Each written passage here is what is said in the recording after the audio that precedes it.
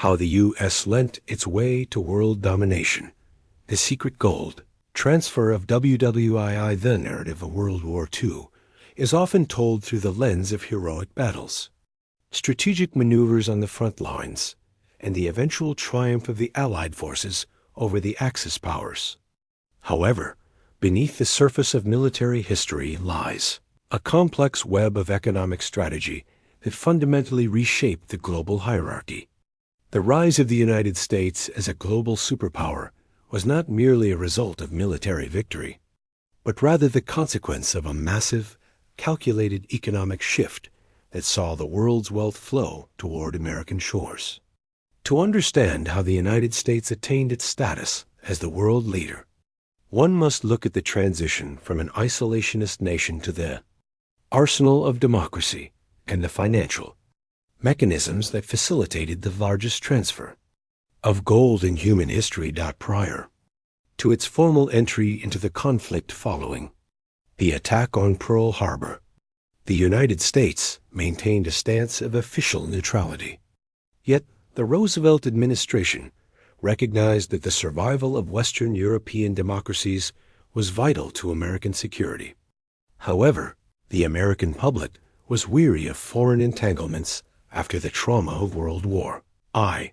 To bridge the gap between isolationism and the need to support the Allies, the United States adopted policies that allowed it to supply military equipment without initially sending troops.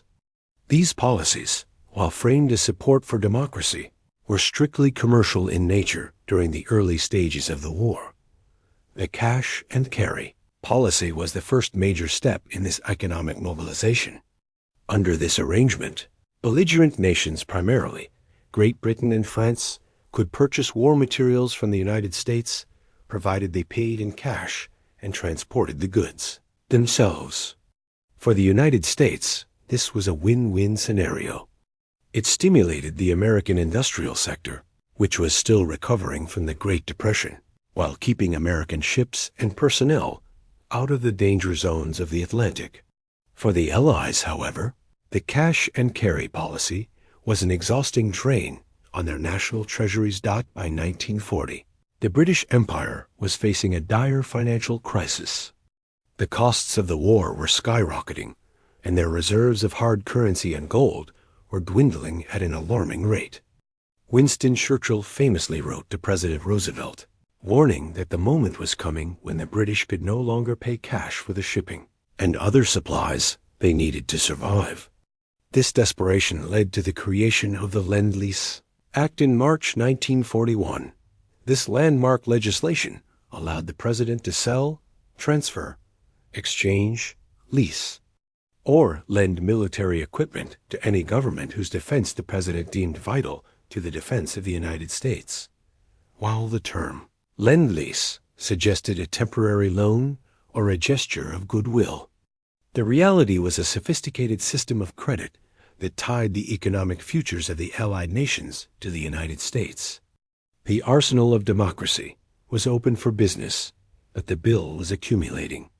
The United Kingdom and the Soviet Union became the largest recipients of this aid, receiving billions of dollars worth of aircraft, tanks, food, and raw materials. In return, the United States demanded reverse Lend-Lease in the form of services and base rights. But the primary long-term impact was the accumulation of debt. One of the most significant yet often overlooked aspects of this era was the physical movement of gold. As European nations scrambled to pay for American goods before and during the Lend-Lease era, they liquidated their gold reserves. Fearful of a Nazi invasion of London or Moscow, these nations sought a safe haven for their sovereign wealth. The United States, protected by two oceans and possessing a stable political system, became the logical destination. Throughout the war years, thousands of tons of gold bars were shipped across the Atlantic, often in secret convoys, to be deposited in the high-security vaults of the United States. The primary destination for this unprecedented influx of wealth was the United States Bullion Depository at Fort Knox, built in 1936. Fort Knox was prepared to handle the world's gold. By the end of the war, the United States held nearly two-thirds of the world's official gold reserves. This massive concentration of precious metal provided the American dollar with an unparalleled level of backing and stability. It effectively ended the era of the M, British pound sterling, as the world's primary reserve currency, and set the stage for the American dollar to take its place. The economic leverage gained through Lend-Lease and the accumulation of gold gave the United States immense power in shaping the post-war world order. This power was institutionalized in 1944 at the Bretton Woods Conference. Delegates from 44 nations met to establish a new international monetary system. Because the United States held the majority of the world's gold and possessed the only major industrial economy left undamaged by the war, it dictated the terms of the agreement. The Bretton Woods system pegged the world's currencies to the U.S. dollar, which in turn was pegged to gold. This made the dollar the de facto global currency, cementing American economic hegemony for decades to come. The debts incurred by the Allies were not easily settled. The British debt from Lend-Lease was so substantial that the final payment was not made until December 2006, more than 60 years after the war ended. The Soviet Union also faced long-standing disputes over its wartime debts, which became a point of contention during the Cold War. These financial obligations ensured that the United States remained a central player in the internal economic affairs of its allies and rivals alike. Furthermore, the war effort transformed the American domestic economy. The sudden demand for military production ended the Great Depression and created a massive industrial infrastructure. Factories that had been idle were now running 24 hours a day. The technological advancements, fueled by war spending in aviation, electronics, and synthetic materials, became the foundation for the post-war consumer boom. The United States emerged from the conflict not just as a military victor, but as an industrial titan with a financial system that the rest of the world depended on. In conclusion, the rise of the United States as a global superpower was a multifaceted process driven by strategic economic policies. By positioning itself as the arsenal of democracy, the United States was able to revitalize its own economy while simultaneously siphoning the financial reserves of the old world powers. The Lend-Lease Act served as a bridge that allowed the U.S. to support the fight against fascism while ensuring its own future dominance. The transfer of gold to Fort Knox was the physical manifestation of this shift in power.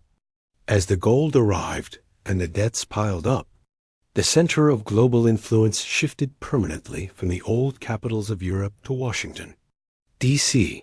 The legacy of World War II is not just found in the peace treaties signed at its end, but in the enduring economic structures that continue to define the modern world. Would you like me to analyze the long-term impact of the Bretton Woods Agreement on the U.S. economy in the 1970s? The Soviet Union's involvement in this economic web was equally complex. While the USSR received billions in Lend-Lease aid, including thousands of trucks and millions of tons of food that were crucial to the Red Army's survival, the debt became a point of contention for decades.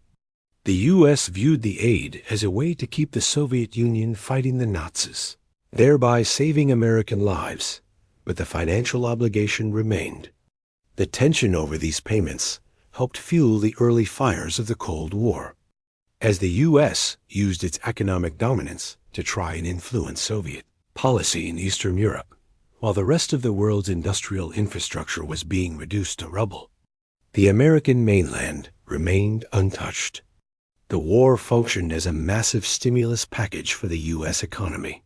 Total employment skyrocketed, and the middle class was born in the factories that produced the arsenal of democracy. By the time the Japanese surrendered in 1945, the U.S. was no longer just a participant in global affairs. It was the undisputed manager of the global economy. The British Empire, once the most powerful entity on Earth, emerged from the war technically victorious, but functionally bankrupt. The debt owed to the United States was so vast that the final installment of the World War II loan was only paid off in December 2006. This economic vassalage ensured that the UK would never again be able to challenge American supremacy. The transition of power was complete. The American century had begun, fueled by the gold of Europe and the debt of the Allies. In conclusion, the rise of the United States as a superpower was as much a triumph of finance as it was of arms. By positioning itself as the only nation capable of supplying the world's military needs, and by requiring payment in the world's most precious assets, the U.S. ensured that the post-war peace would be an American peace. The gold in Fort Knox and the dominance of the dollar were the spoils of a war that rearranged the global hierarchy, leaving the United States at the very top. To understand the modern world, one must realize that the American superpower was not just born in the fires of combat, but in the cold, calculated movement of gold and the signing of debt contracts that would last for generations. Thank you so much for watching all the way to the end. If you enjoyed this video, learned something new, or simply want to see more content like this, please give it a like and subscribe to the channel. Your support truly helps the channel grow and reach more people. And if you have thoughts or ideas you'd like to share, feel free to leave a comment. I'd love to hear from you. See you in the next video.